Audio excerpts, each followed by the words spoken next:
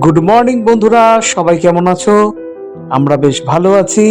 আর তোমরা কেমন আছো? এই প্রচন্ড ঠান্ডাতে আজ সকাল সকাল বেরিয়ে পড়লাম আমি, মাম্মাম আর মৌ।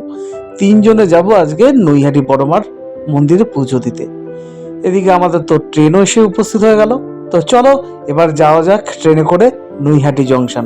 তারপর গিয়ে আমরা আজকে কি কি করলাম সেটা তোমাদেরকে বিস্তারিত দেখাবো।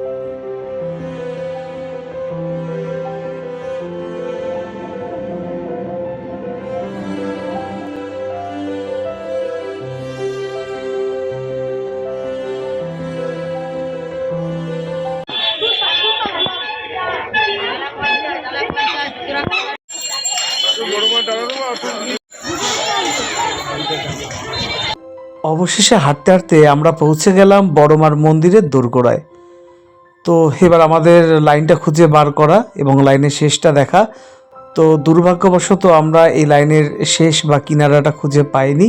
ভেবেছিলাম ওখান থেকেই হয়তো ডালা নিয়ে আমরা বড়মাকে পুজো দেব, কিন্তু আমরা ভাবতেও পারিনি যে লাইনটা এত দূর ছিল, মানে কুল কিনারা খুঁজে পাওয়া যাচ্ছিল না।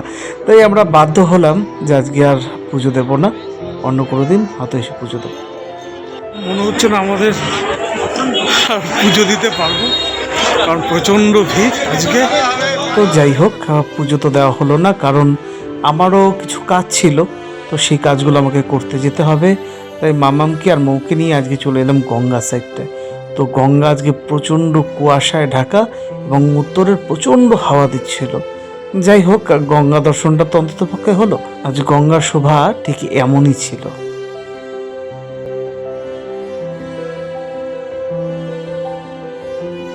মনে হচ্ছে না পুজো দিতে পারবো, কারণ এত ভিড়, এত লাইন পড়ে গেছে, সেটা মনে হয় না সম্ভব হবে আমাদের পুজো দেওয়া আজকে।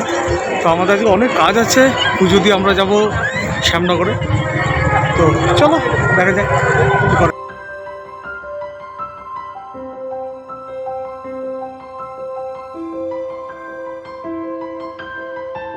তো চলো বন্ধুরা, আজকে ভিডিওটা এখানেই শেষ করতে হবে।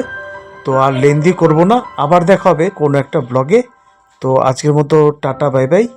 সবাই ভালো থাকবেন, সুস্থ থাকবেন।